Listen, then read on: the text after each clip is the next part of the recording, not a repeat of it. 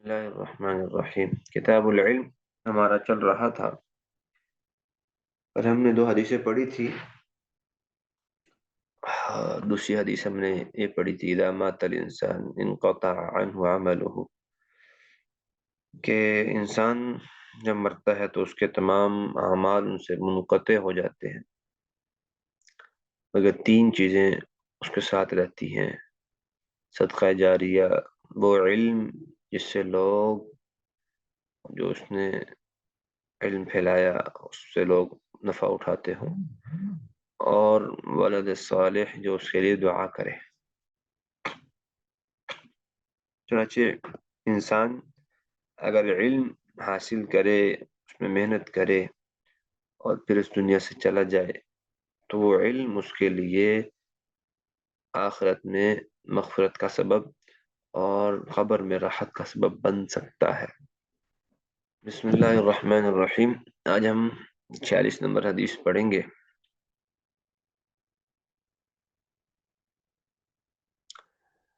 عن ابی ہریرہ رضی اللہ عنہ قال قال رسول اللہ صلی اللہ علیہ وسلم من سئل عن علم علمه ثم كتمه الجم يوم القیامہ بلجام من النار۔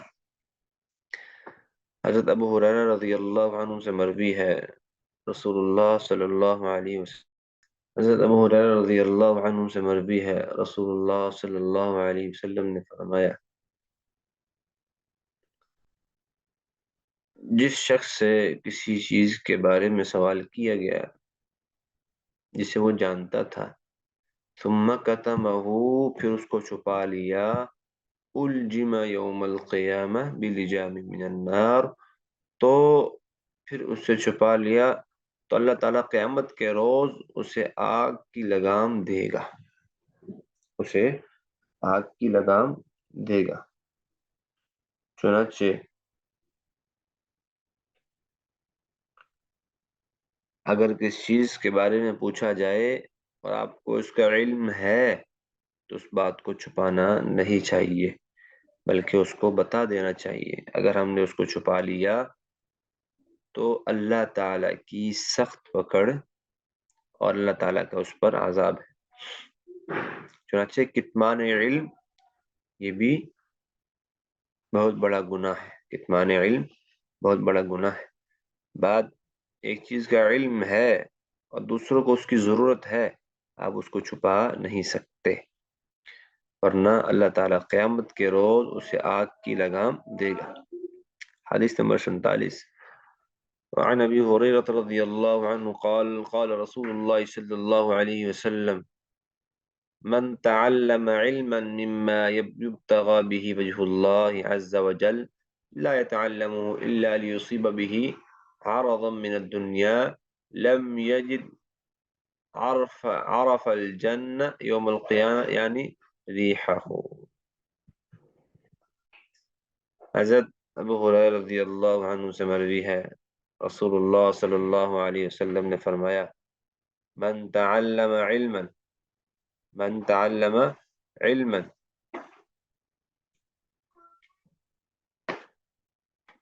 جس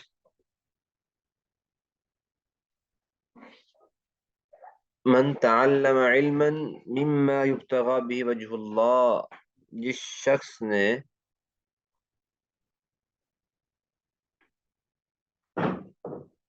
علم سیکھا،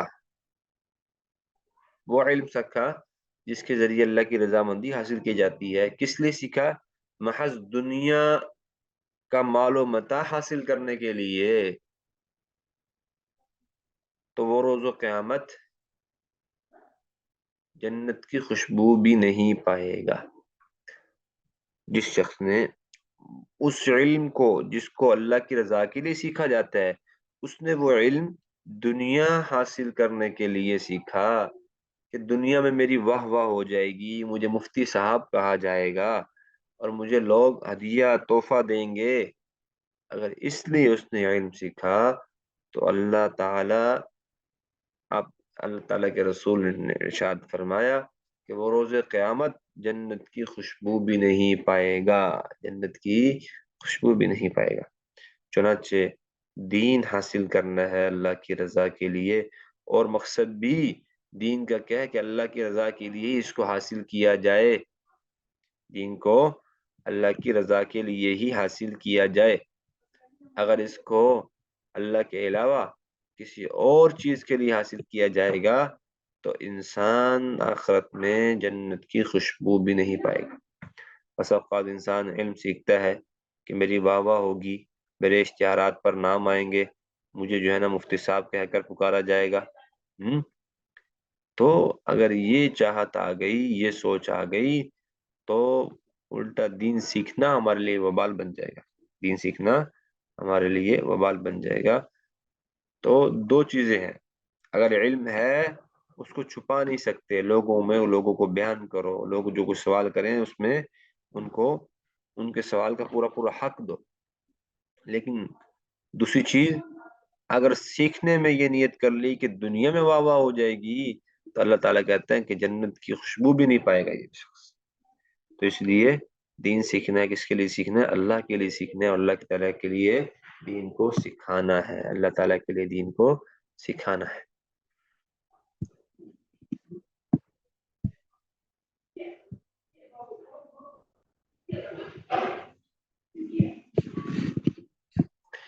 جی، باب الحرص ہم نے اس دن پڑھا تھا، یاد حدیث امید ہے آپ نے کی ہوگی، کہ اللہ تعالیٰ نے آپ علیہ السلام نے فرشاد فرمایا کہ اگر ابن آدم کے لیے دو وادیاں مال کی ہو تو تیسرے کی تلاش میں، اس کی لالچ میں رہتا ہے۔ چنانچہ ابن آدم کے پیٹ کو مٹی ابن آدم کا پیٹ مٹی سے ہی بھر سکتا ہے، مٹی کے علاوہ اس کی حرص ختم نہیں ہو سکتی، یعنی جب مر جائے گا تب اس کی حرص ختم ہو جائے گی۔ باب فضائل التجارہ والزراعہ والاجارہ والعمل بالجد، یہ باب ہے تجارت کے فضائل کے باب میں، زراعت کے فضائل کے باب میں، اجارہ کے فضائل کے باب میں، اور مزدوری کے یعنی ہاتھ کے ساتھ عمل کرنے کے فضائل کے باب میں۔ عن نبی سعید الخدری رضی اللہ عنہ عن رسول اللہ صلی اللہ علیہ وسلم قال التاجر صدوق الامین مع النبیین والصدیقین والشہداء۔ التاجر صدوق الامین، سچا تاجر، التاجر صدوق الامین، امانت دار سچا تاجر، مع النبیین والصدیقین والشہداء، قیامت کے دن انبیاء، صدیقین اور شہداء کے ساتھ ہوگا۔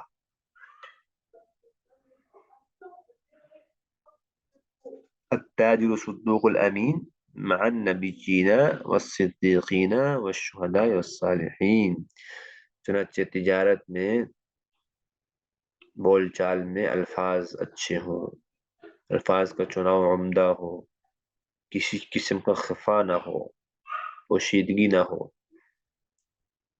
اور دھوکہ دہی نہ ہو الفاظ میں۔ تو اس کا حشر کس کے ساتھ ہوگا؟ صدیقین سچوں کے ساتھ، شہداء کے ساتھ، انبیاء کے ساتھ۔